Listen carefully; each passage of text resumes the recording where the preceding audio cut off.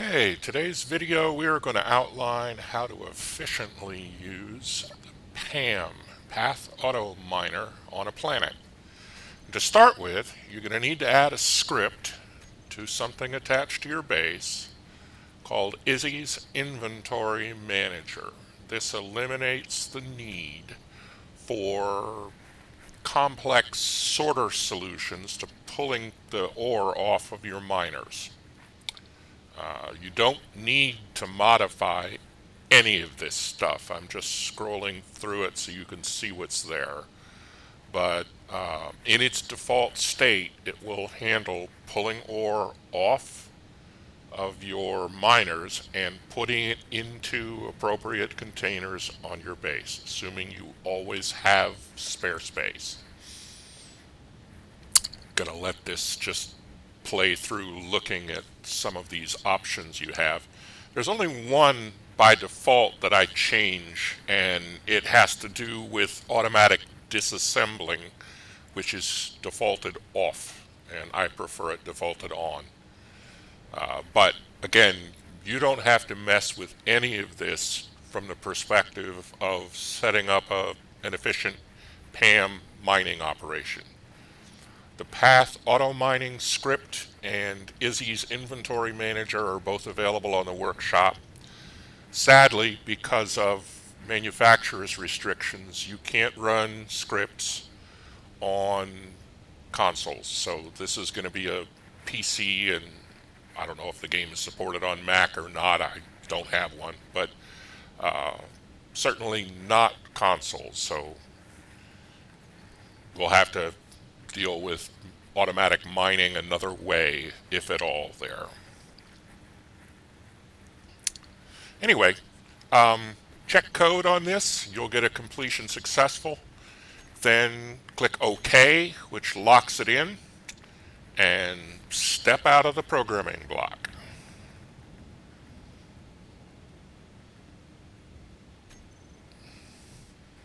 Get into your miner. You can do this via remote control, but this DMX miner that I created doesn't have cameras, so I just put a motorcycle seat on it and sit on it while I'm setting up the job. This is the third-person view of it.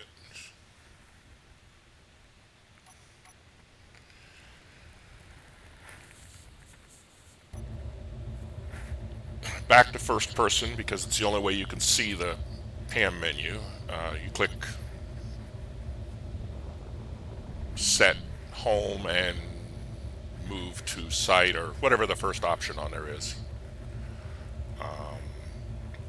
Now, I did not set up behavior on this, and the behavior is problematic by default. But I'm going to kind of walk you through the why and how of that so that you can understand the reasons behind why the changes exist that I did. The other thing is, as you approach your mining location, you want to go to third person because it's almost impossible to see what you're doing sitting in the saddle.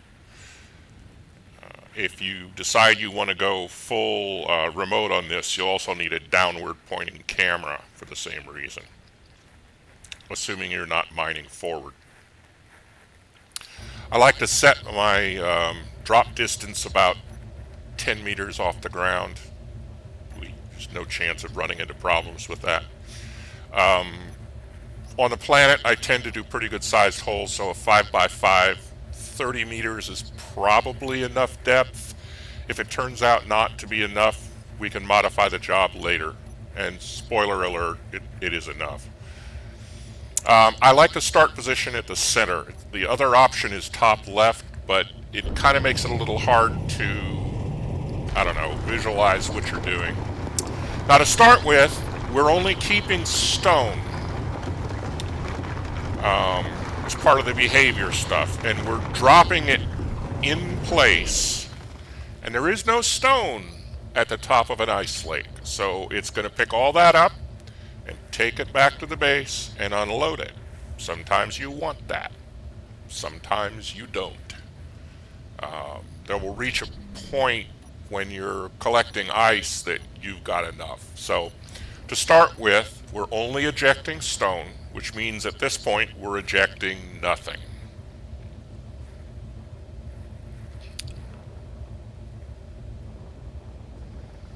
And we'll address how to change the behavior in just a moment.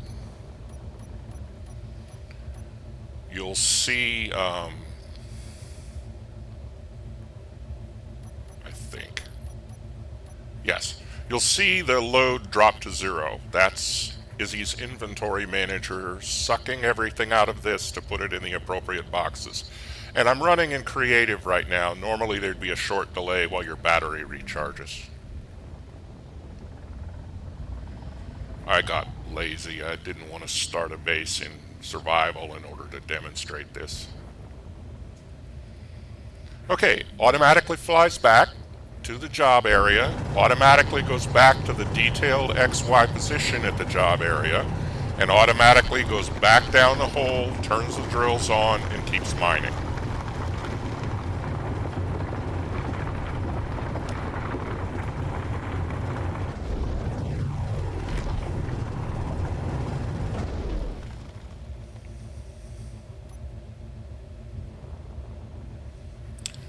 Okay, we're going to stop the job for a moment and change the behavior settings. We'll do that when we get back at the docking post. Sorry, I kind of jerked the mouse right there. I had a little bit of cat aggro. He's a beautiful kitty, but he sometimes wants to be on my desk when he's not supposed to be.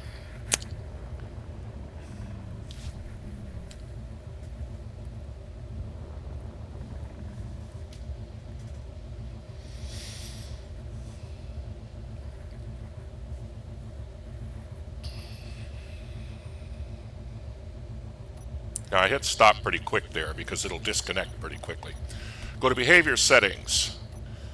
With this particular drone, 80% is about the most you can handle.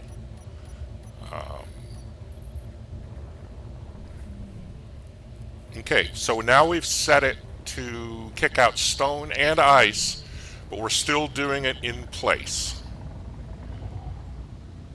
Not the best option, but I want to show you what it looks like and kind of explain why it might be a bad idea.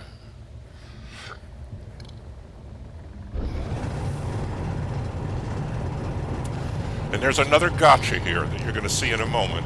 I did it on purpose to illustrate that not everything in a PAM setup is automatic.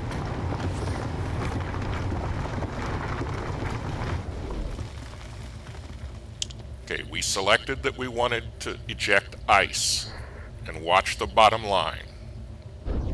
Ejection failed. Now, why did it fail? Failed because you have to manage the sorters on the ejectors manually, and they currently are set only to stone.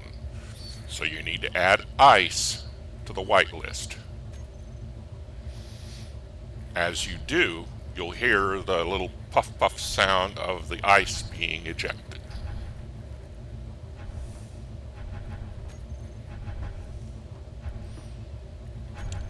When you make changes like this, it's possible to stop and restart the job, but if you don't do that and it was headed home for some reason, like ejection failed, it'll just go home, unload, and come back. We're going to go ahead and let it do that.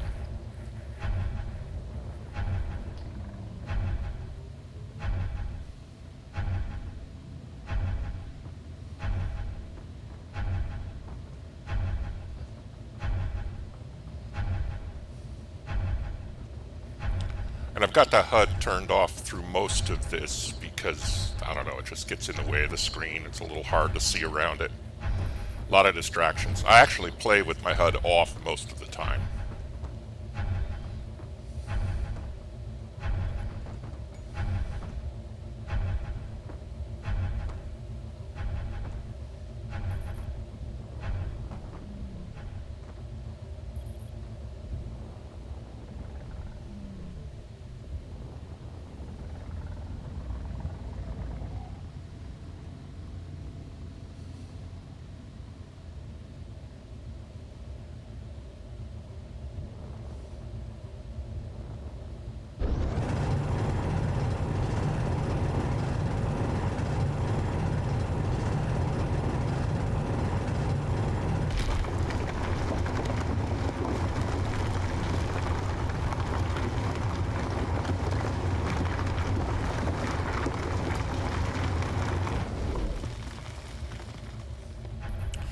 Okay, right now it's ejecting, and it's ejecting correctly.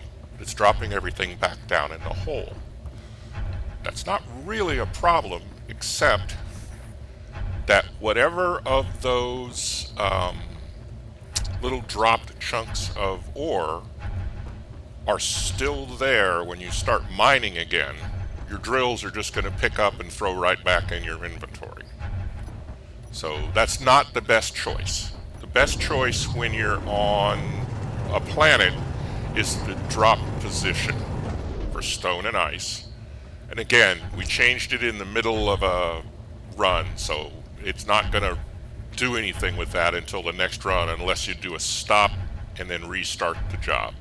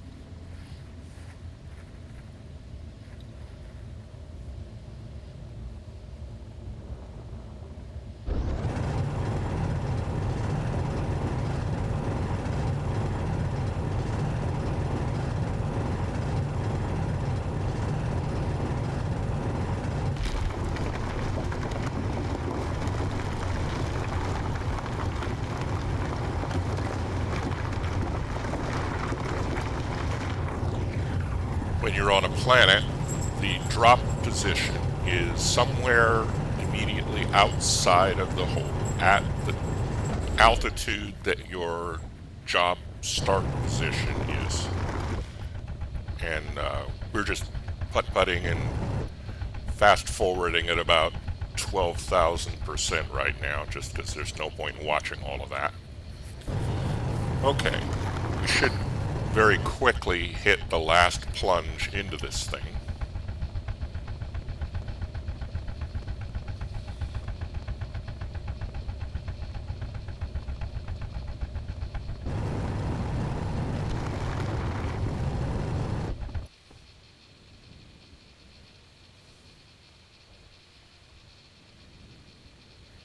Yeah, it's kind of flip book, fast forwarding. Okay, this is the last, this is after the last plunge, and it's dropping ore. If it is over the cargo threshold when it's done dropping ore, it will then go back and dock, lather, rinse, repeat until you've finished your defined mining area.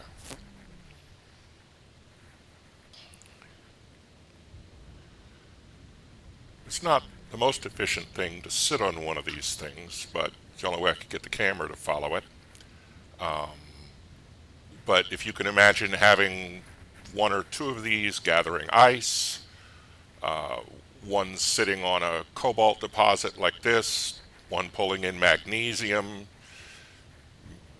it's possible with a horizontal miner to have one just digging a tunnel into a wall. Just kind of cool if you want a dry dock or something that's protected from whatever you're going to fight on the planet. But that's an overview of how PAM works and how to set it up. I hope this was helpful.